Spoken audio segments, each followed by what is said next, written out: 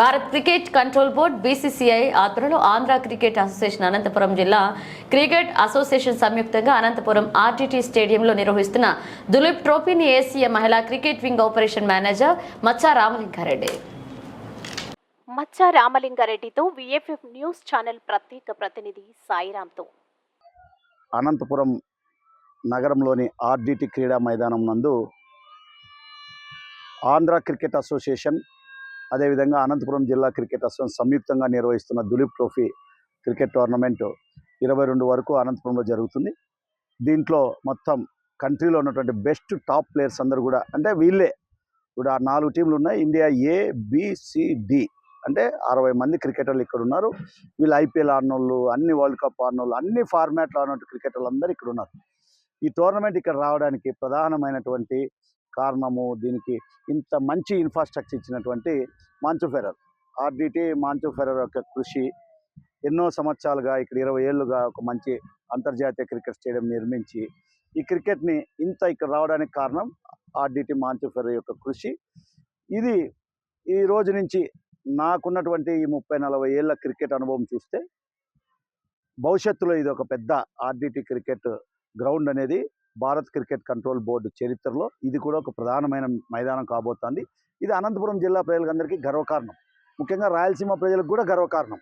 ఇటువంటి ఒక పెద్ద మ్యాచ్ జరగడంతో పాటు భవిష్యత్తు తరాలకు కూడా ఇది ఒక స్ఫూర్తినిస్తుంది అనేటువంటిది మా భావన. రెండోది ప్రధానమైనది ఏంటంటే చాలామందికి తెలియదు, ఈ క్రికెట్ అనేది మన అనంతపురానికి ఒక ప్రత్యేక గుర్తింపు ఉంది. ఇది దులీప్ ట్రోఫీకి ముందు 1960లో ఇక్కడ సంజీవ్ రెడ్డి స్టేడియంలో ఇరానీ ట్రోఫీ అని జరిగింది. ఆ రోజుల్లో ఉన్నటువంటి పటోడి కానీ టాప్ స్టార్ వాళ్ళంతా కూడా ఆడినారు. అంటే ఆంధ్ర క్రికెట్ చరిత్రలోనే మొట్టమొదటిసారిగా ఇరానీ ట్రోఫీ జరిపిన చరిత్ర అనంతపురం జిల్లాది. దాని తర్వాత 60 సంవత్సరాల తర్వాత ఇంత పెద్ద దులీప్ ట్రోఫీ నిర్వహణ జరగడం అనేది మా అందరికీ గర్వకారణం. క్రికెటర్లుగా విల్ ఫీల్ ప్రౌడ్. ఇది ఒక మంచి పరిణామం. రెండోది, నెక్స్ట్ జనరేషన్ ఉంది కదా, మా తర్వాత జనరేషన్ ఇప్పుడు ఆడుతుంటే పిల్లలకి, అమ్మాయిలు కానీ, ఉమెన్ క్రికెటర్లు కానీ, జెంట్స్కి కానీ స్ఫూర్తినిస్తుంది.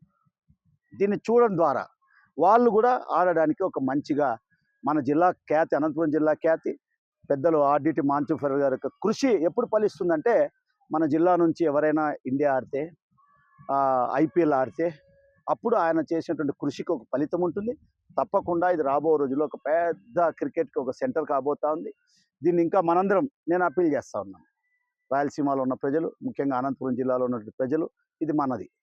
మనం ఈ టోర్నమెంట్ని సక్సెస్ చేసి అనంతపురం ఖ్యాతిని ముందుకు తీసుకెళ్లాల్సిన అవసరం ఉంది. ఇంకా 22 వరకు జరుగుతుంది ఇది. కాబట్టి మనందరం చేయి కలుపుదాం, ఈ దులీప్ ట్రోఫీని విజయవంతం చేద్దాం. అందరం కలిసి విజయవంతం చేసి మన అనంతపురం ఖ్యాతి, అదేవిధంగా పెద్దలు ఆర్డీటీ మాంచు ఫెర్రర్ గారు ఏదైతే ఇది బాధ్యత భుజాల మీద వేసుకున్నారో దానికి మనందరం కూడా చేయి తోడుగా ఉంటూ ఈ టోర్నమెంట్ విజయవంతం చేయాల్సిన బాధ్యత మనందరి మీద ఉందని మరొకసారి గుర్తు చేస్తూ ఉన్నాను. ఇప్పుడు వచ్చిన చిల్డ్రన్స్ మీరు చూశారు, చాలా పెద్ద ఎత్తున పిల్లలు వచ్చారు. వాళ్ళందరూ కూడా క్రికెట్ ఆడడానికి ఇది ఒక స్ఫూర్తినిస్తుంది.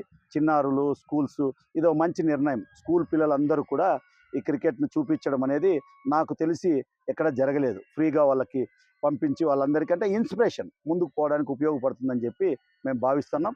ఏది ఏమైనా దులీప్ ట్రోఫీని అందరం కలిసి విజయవంతం చేసి అనంతపురం ఖ్యాతిని పెంచేందుకు చేయి కలపాల్సిందిగా ఒక క్రికెటర్గా అందరికీ కోరుతా ఉన్నాను.